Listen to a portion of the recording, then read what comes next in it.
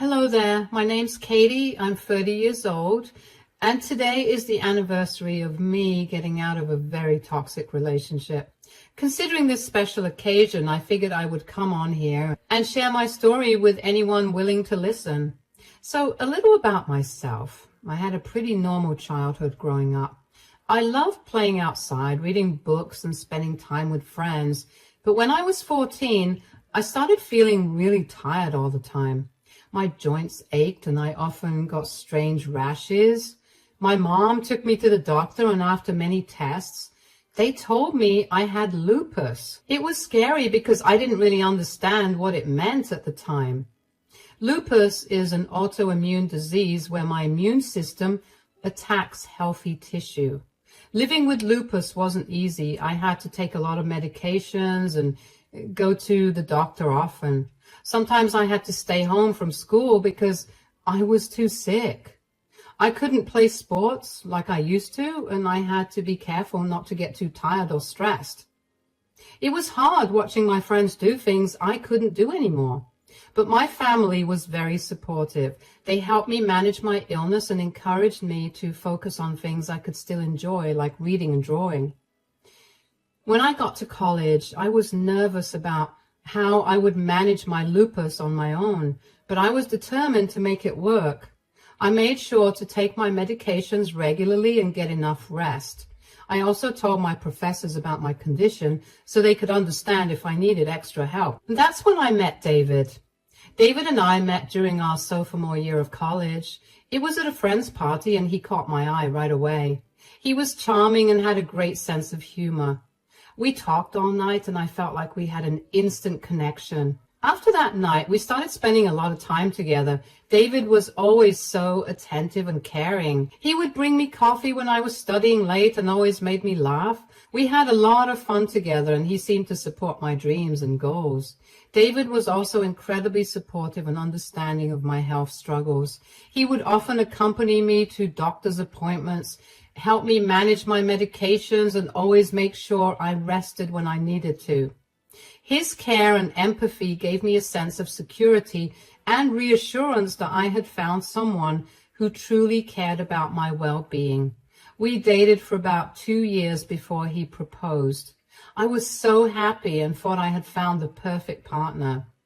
We got married a few months after graduation, and I believed we were going to have a wonderful life together. After David and I got married, he started changing. At first, it was little things that didn't seem like a big deal. He would make comments about my clothes, saying they weren't appropriate or that I should dress more like his friend's wife. I thought he was just trying to help, but it made me feel bad about myself. Then, when I wanted to go out with my friends for a girls' night, David got really angry.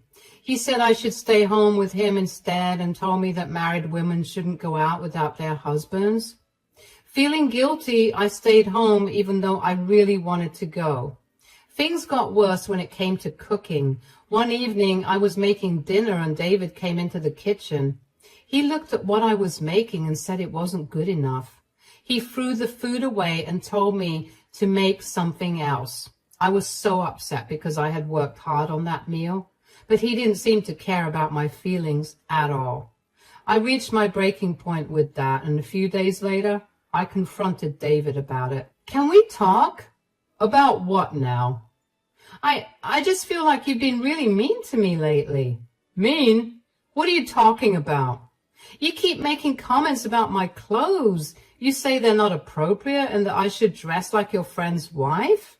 It hurts my feelings. Oh, come on, Emma. I'm just trying to help you look better. You should be thankful. Thankful? It doesn't feel like help. It feels like you're criticizing me all the time. You're overreacting. If you can't handle a little advice, that's your problem. It's not just the clothes. When I wanted to go out with my friends, you got so angry. You said married women shouldn't go out without their husbands. You yelled at me for wanting to do something so basic. You made me feel guilty for even wanting to see my friends. Because it's true. You're married now. Your place is with me, not out partying with your friends. But I miss them. I miss having a life outside this house. And I wasn't going to party with them. We were just going to have dinner at a fancy restaurant. It feels like I'm trapped here. Oh, please, you're being dramatic. You have everything you need here. Why can't you just be happy? I try to be happy, but it's hard when you treat me like this. Last night when I was cooking dinner, you said it wasn't good enough and you threw it away. I worked so hard on that meal, David. It was like you didn't care about my feelings at all. If it wasn't good enough, it wasn't good enough. I'm not going to eat something that doesn't taste right just to spare your feelings. Do you even hear yourself? It's not just the food. It's about how you make me feel. Like nothing I do is ever good enough for you. Well, maybe if you tried a little harder, things would be different. I do try. I try so hard to make you happy, but it feels like you don't appreciate anything I do. Maybe because you're always whining about how hard everything is instead of just doing it. I'm not whining. I'm trying to tell you how I feel, but you never listen. You always dismiss me like my feelings don't matter. Because you're always making a big deal out of nothing. You need to toughen up, Emma. Life isn't always going to be easy. I know life isn't easy, but I need you to be my partner, not my critic. I need you to support me, not tear me down. Support you? You're supposed to support me. That's what a wife does. I do support you, but it should go both ways. We should support each other. Well, maybe you should think about what you can do to make things better instead of complaining all the time. I just want us to be happy, David. I want to feel loved and appreciated. If you want that, then stop being so sensitive and start acting like a proper wife. A proper wife? What does that even mean to you? It means doing your job without making everything about your feelings. Just be better, Emma. I don't know how much longer I can take this, David. I need you to understand how much you're hurting me. Well, maybe you should think about how much you're hurting me with all this drama. I'm done talking about this. I can't keep feeling like this, David. Something has to change. Then you better figure out what you need to change, Emma, because I'm not the problem here. I felt even more confused and hurt. His words echoed in my mind, making me doubt myself. I wondered if I really was too sensitive, or if I should just try harder to please him. But deep down, I knew I couldn't keep ignoring how his behavior made me feel. I felt trapped in the cycle of trying to meet his expectations while losing sight of my own happiness. It was clear that David didn't see my side or understand my feelings. I felt lonely and unsure about what to do next. I knew I deserved to be treated with kindness and respect, but I didn't know how to make David see that. His dismissive attitude left me feeling small and powerless, wondering if there was any way to make things better or if I would always feel this way in my own marriage. David also started controlling our money. He gave me a small allowance and got mad if I spent too much. Once I bought a new dress for a special occasion and he yelled at me for wasting money. He made me return it, and I felt so embarrassed. David wasn't the same person I fell in love with. He became controlling, mean, and disrespectful. It was like he didn't care about me anymore. I realized that the kind, supportive person I thought I married was gone, and I didn't know how to get him back. David's attitude towards my health condition also shifted. He became impatient with my need for rest and would sometimes belittle my symptoms, saying I was exaggerating or being lazy. He started to question why I couldn't do certain things or why I needed to cancel plans due to flare-ups. It was as if he expected me to just push through my illness without understanding the toll it took on me physically and emotionally. When we discussed starting a family, I was hesitant because I knew pregnancy would pose serious risks due to my lupus. Lupus is an autoimmune disease, which means my immune system attacks my own body. During pregnancy, this could lead to serious problems like kidney damage, high blood pressure, and even harm to the baby. I told David about these risks many times, but he didn't seem to understand or care. David kept pressuring me to get pregnant. We really need to start thinking about having kids. I really don't think we should rush into starting a family. What do you mean? We've been married for a while now. It's time for us to have kids. I know, but you know my health condition. Pregnancy could be really risky for me. Oh, come on, Emma. Lots of women with health issues have babies all the time. You'll be fine. It's not that simple, David. Lupus can cause complications during pregnancy. I could end up seriously ill, and the baby could be at risk too. Stop worrying so much. You're overthinking it. Doctors can handle whatever comes up. It's not just about the doctors. I'm scared, David. I don't want anything to happen to me or the baby. We'll take care of you. I'll take care of you. You'll see. Everything will be fine. I wish it were that easy to be sure. I need more time to think about this. We don't have time to waste, Emma. We need to start a family now. Can't we wait a little longer, just until I feel more ready? We've already waited too long. I want a family, Emma. I want us to have a baby. I want that too, but I need to be sure it's safe for both of us. Are you saying you don't trust me to take care of you? No, it's not that. I just needed to understand how serious this is for me. Fine, I'll talk to your doctor then. They'll tell you it's safe. It's not just about what the doctor says. It's about how I feel too. You're being unreasonable, Emma. We've talked about this enough. It's time to make a decision. I feel like you're not listening to me, David. This is a big decision. I need you to respect how I feel. I'm listening to you, but you need to stop being so scared all the time. It's not just fear. It's about my health and future. I need you to understand that. Fine, take your time, but don't take too long. We need to start a family soon. I'll try to think about it, but I need you to be patient with me, David. I'll try, but you need to understand how much I want this. I do understand. I just need time to be sure. Okay, but don't take forever. We can't wait that long.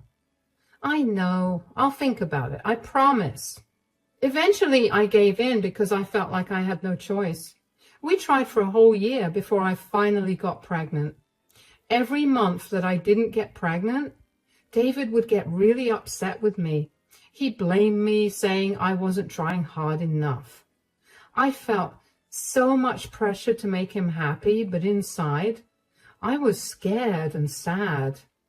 I wanted to give him the family he wanted, but I also worried about my health and what would happen if things went wrong. When I found out I was pregnant, I was terrified. I knew this would be hard, but I hoped David would be supportive like he used to be. Instead, he became even more demanding. He expected me to keep up with all the household cooking and cleaning. Even though I was exhausted and in pain, he would say things like, "You're a woman, this is your job," and "Pregnant women do this all the time." My lupus flared up badly during the pregnancy. I was constantly tired. My joints ached, and I had severe swelling. My doctor told me to stay in bed as much as possible to avoid complications. But David didn't care. He would come home from work and get angry if the house wasn't spotless or if dinner wasn't ready. He would say I was being lazy and that I needed to try harder. As my pregnancy progressed, my symptoms got worse. I was bedridden for most of the day.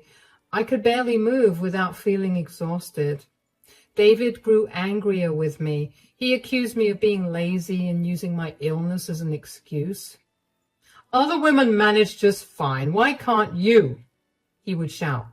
His words hurt, and I felt more alone than ever. I felt useless and frustrated.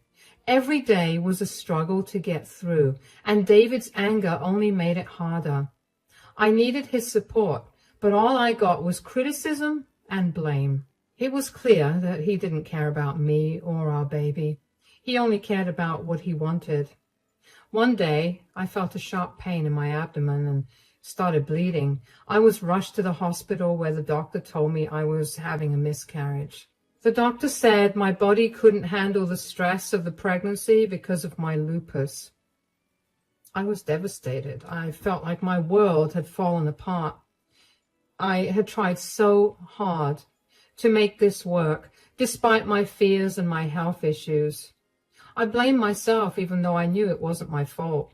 The pain of losing the baby was unbearable. David's reaction made everything worse. Instead of comforting me, he blamed me. Oh, you need to get yourself together. Sitting around here isn't going to help anything. Are you serious? I just lost our baby. I need time to grieve. Time to grieve? What good is that going to do? You need to be useful for once. Go back to work and do something productive. I can't believe you're saying this to me right now. I'm heartbroken. Maybe if you had taken better care of yourself, this wouldn't have happened. You failed as a woman. How can you say that to me? This isn't my fault. I did everything I could. Stop making excuses. Just get up and go to work. We can't afford for you to sit around feeling sorry for yourself. I can't believe you're being so cruel. I just lost our baby. Enough with the drama. It's time to move on and get back to reality. I don't think you understand how much pain I'm in right now. Maybe if you actually did something useful for once instead of moping around, you wouldn't feel so sorry for yourself. How can you be so heartless? I need your support, not your criticism. Support? What do you want me to do, Emma? I can't fix this for you. Just go to work and do your job. I thought you loved me. I thought you would be there for me. Love has nothing to do with it. This is about being responsible. I can't believe I married someone who could say these things to me. Well, maybe you should think about that while you're at work.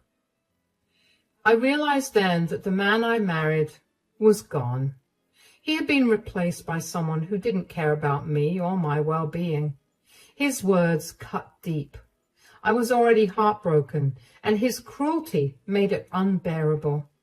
After the miscarriage, I felt completely broken. David's cruel words kept echoing in my mind, and I knew I couldn't stay in that house any longer. I decided to go to Sarah's house, my mother-in-law. She had always been kind to me, and I hoped she would understand. With tears streaming down my face, I packed a small bag and left. Sarah, my mother-in-law, has always been like a second mom to me. She raised 3 boys, including David, and I think she saw me as the daughter she never had. We were really close and spent a lot of time together. Sarah would invite me over for tea, and we talked for hours about everything from cooking to books to life. Since David didn't let me hang out with my friends much, I ended up spending even more time with Sarah. She became my confidant, someone I could talk to about anything. But when David started changing after we got married, I didn't tell Sarah. I was scared that she wouldn't believe me or that it would ruin our relationship. Sarah always saw the good in David, and I didn't want to disappoint her. When I arrived at Sarah's doorstep, I was sobbing uncontrollably. Sarah opened the door and immediately pulled me into a hug. She could see how distressed I was and quickly ushered me inside. Emma, what's wrong? What happened? I'm so sorry for coming to you this way. Oh, no, don't you dare apologize for coming to me. I'm glad you came here. Why don't you take a few deep breaths and then you can tell me why you're so upset. Please, don't be mad at me, but it's David. He's been so cruel to me. Ever since we got married, he's changed. He pressured me into getting pregnant even though I told him it was risky because of my lupus. Oh, Emma, why would I ever be mad at you? I'm so sorry. I knew something was off, but I had no idea it was this bad. Go on, tell everything. He forced me to get pregnant, and then during the pregnancy, he treated me so badly. He expected me to do all the housework, even when I was feeling terrible because, my lupus began flaring up. And when I miscarried, he blamed me for it. He said I failed as a woman and forced me to go back to work the very next day. What? How could he say that to you? That's unforgivable. I'm so angry right now. No one should treat you like that, especially not my son. I raised him to be a good and respectful human being. I know. And Sarah, I really tried so hard to make him happy. I did, I swear. But nothing I did was ever good enough. I know you tried hard. And if I'm being honest, you have no reason to try so hard. David was being a grade A jerk and was simply making your life harder to feel better about himself. I had no idea he was being this awful. You don't deserve any of this. Why didn't you tell me anything? I was scared you wouldn't believe me, or that it would ruin our relationship. Believe you? Of course I believe you. I'm furious with David for treating you this way. You're like a daughter to me. I would never doubt you. Thank you. I really didn't know where else to turn. You did the right thing by coming here. I'm going to make sure David pays for this. He can't treat you this way and get away with it. But what can we do? First, I'm going to evict him. He can't stay here after what he's done, and I'll make sure he knows that his behavior is completely unacceptable. I have no idea what I would do without you. Thank you so much for believing me. You've survived far too long without any help. Now, I'll take care of everything. I'll talk to my lawyer and make sure David gets what he deserves. He's not going to hurt you anymore. You have no idea how relieved I am to hear that. Your family, Emma. I'll always have your back. You can stay here with me as long as you need. We'll figure this out together. You're strong. You'll get through this, and I'll be here every step of the way. David needs to understand that his actions have consequences. I hope he does. I just want to move forward and heal from all of this. You will. You're not alone. We'll take it one day at a time, but for now, just rest. I'll handle David and make sure he can't hurt you anymore. Thank you, Sarah. I feel so much better knowing you're on my side. Always, Emma, always. Sarah didn't waste any time. She immediately started making phone calls.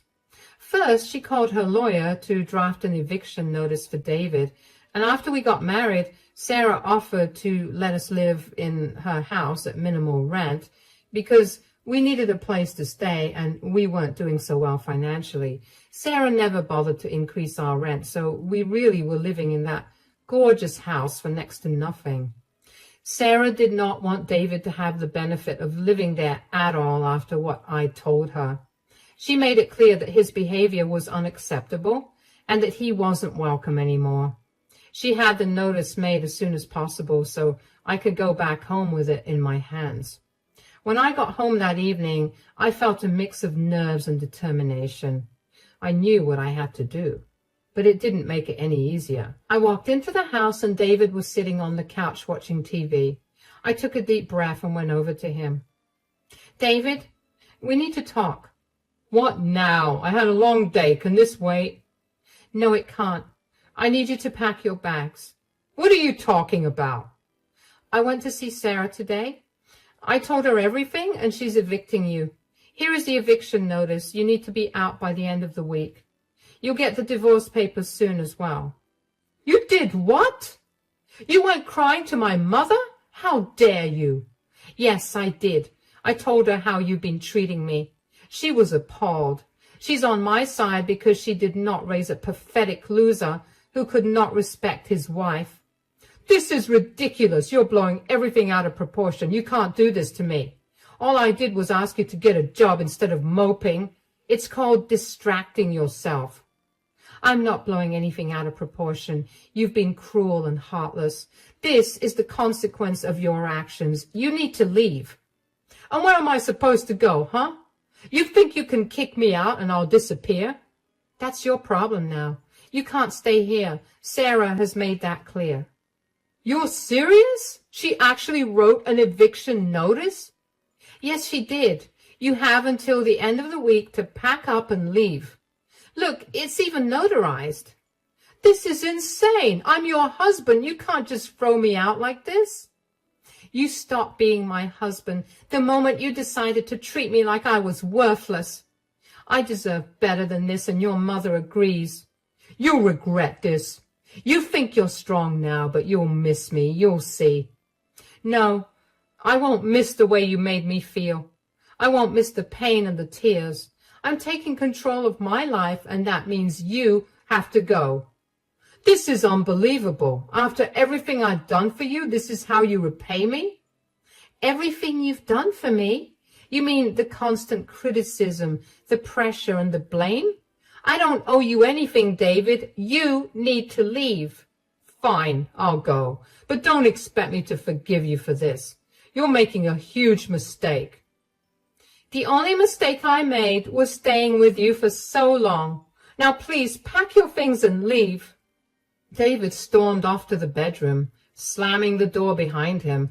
I felt a sense of relief wash over me.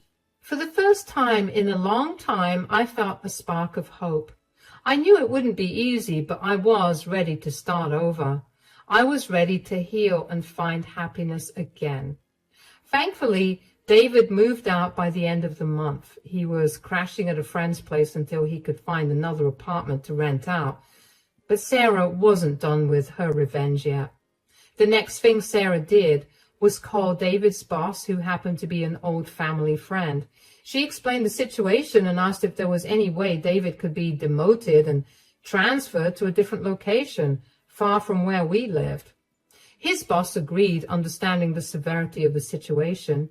David would be sent to a less desirable position in a different city, making it harder for him to cause me any more pain. Sarah also arranged for a restraining order, ensuring that David couldn't come near me or contact me. She wanted to make sure I felt safe and protected. I couldn't believe how quickly she took action to help me. Finally, Sarah spoke to some of her friends in the community, asking them to keep an eye on me and support me during this difficult time. She wanted to make sure I had a strong network of people who cared about me. David's life started to fall apart. He was forced to move to a different city for a less desirable job position. It was a huge step down from what he was used to, and he struggled to adapt. Without the support of his mother and me, he realized just how alone he was. His friends turned away after Sarah told them about David's true colors, and he found himself isolated and unhappy. Meanwhile, I began the divorce proceedings. It was a difficult process, but I knew it was the right thing to do. David tried to fight it at first, but with Sarah's support and a restraining order in place, he didn't stand a chance. The court granted me the divorce, and David was left to deal with the aftermath. Losing his marriage, his home, and his job took a heavy toll on him. He was no longer the confident man he once was. Instead, he became bitter and angry.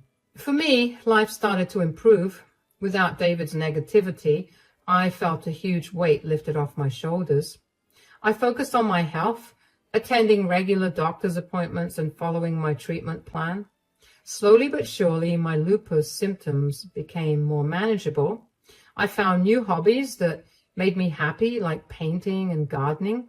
Sarah continued to be a great support, and we grew even closer. I also reconnected with my old friends. They were understanding and supportive, happy to see me doing better. We started having girls' nights again, and I realized how much I had missed out on during my marriage. It felt amazing to laugh and have fun without any fear or guilt. With time, I became stronger and more independent. I learned to live without David's control and negativity. I focused on my career, working hard and finding joy in my accomplishments. Looking back, I realized that I have grown so much from the experience. Losing the baby was the most painful experience of my life. I felt empty and broken. I blamed myself, even though deep down I knew I had done everything I could. The physical pain was bad, but the emotional pain was worse. I faced one of the toughest challenges of my life and came out stronger. David's downfall was a result of his own actions, and honestly, it was well deserved. I couldn't let his choices ruin my life. Instead, I chose to move forward and build a better future for myself. I learned that I am capable, strong, and worthy of love and respect. My journey wasn't easy, but it led me to a place of peace and happiness. I'm grateful for the support of Sarah and my friends, and I'm excited about what the future holds. I know now that I can handle anything life throws at me, and that gives me hope and confidence for the years to come.